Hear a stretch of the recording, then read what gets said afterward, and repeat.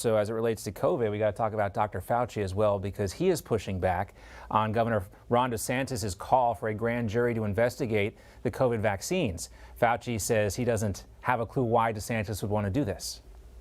It has been politicized, and it has been politicized in a way that has actually caused lives, because if people don't get vaccinated, which unequivocally is life-saving, because of political ideology or because of misinformation and disinformation, that causes lives.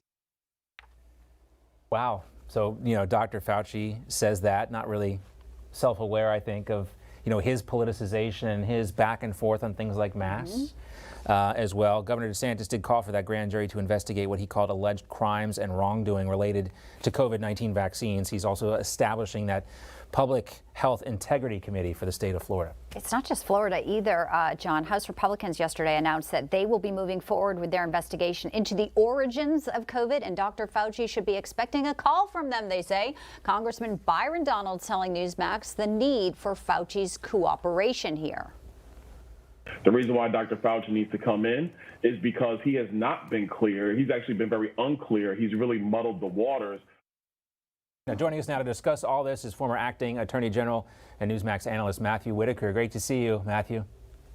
Good to be with you both. All right. As a former prosecutor, give us an idea of what the investigation would need to look like. I mean, I don't want to put too much stock in Elon Musk's tweet earlier this week calling for Fauci's prosecution, but what would this investigation need to reveal, and have you seen anything that could potentially lead to criminal charges or a prosecution of Dr. Fauci, as it were?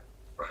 As a former prosecutor, I would look at mostly his on-the-record statements, whether that was before Congress or whether that was that deposition with the Missouri and Louisiana attorneys general. And I would look to see, did he make patently false statements? And obviously, the congressional investigation into the origins of COVID and whether it emanated from the Wuhan lab or whether it was zoological, which means came from animals, is, I think, the fundamental question. Because as you know, and Senator Paul has been all over this issue, is there was this gain of function research conducted at the Wuhan lab. The outbreak was at the Wuhan lab. Dr. Fauci has been adamant, and if you look at the deposition, back to the Attorney General case, you look at that deposition and Fauci is a little vague as to exactly how they determined that it had been a natural outbreak and not man-made virus. As a prosecutor, do you see anything, any tells in Dr. Fauci that give you reason to believe he should be worried? Anything he said specifically that you think stands out?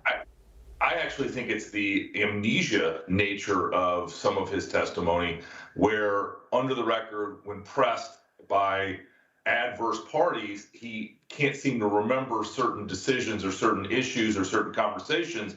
Obviously when he goes on CNN, all of a sudden he is very clear and articulate as to, what he believes and what he knows. So I think there is something there. We're going to have to get to the bottom of it. We don't have all the evidence yet, but I think ultimately the origins investigation being conducted by the House with subpoena power is ultimately, I think, where there may be some exposure criminally, potentially, for him and others. Now, we often criticize these congressional investigations based on what we've seen in recent history. They haven't led us to anywhere. Is that a fault of those investigators that work on these committees? And do you see any change that's been made? I've personally interviewed Congressman Comer. I know he's been on the show a lot. They are in the process of trying to hire up some good investigators. But is that a difficult thing to do for these congressional committees to investigate in a manner similar to, the FBI or any of these other professional investigators?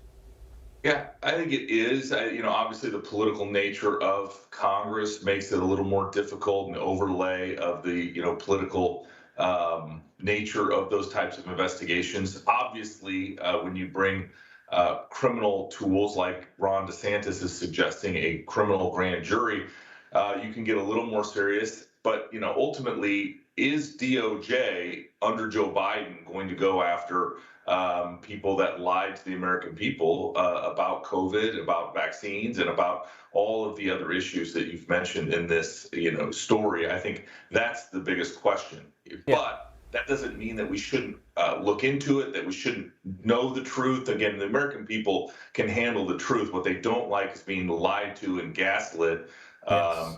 ultimately about this thing that for a year plus fundamentally changed, American people's lives. Real quickly as we wrap up here, Matthew, what do you think about Governor DeSantis' call for this investigation? Yeah, I think the more knowledge, more information we have about what happened and why it happened, and the efficacy of the vaccines, and again, more is better information-wise. Right now, that information is being handled and controlled by a very small group, including Anthony Fauci. And so I think ultimately, we got to get to the bottom of it, and the American people can handle the truth. Sunlight is the best disinfectant, as they say. Matthew Whitaker, great to see you. Good to see you, John. Thank you.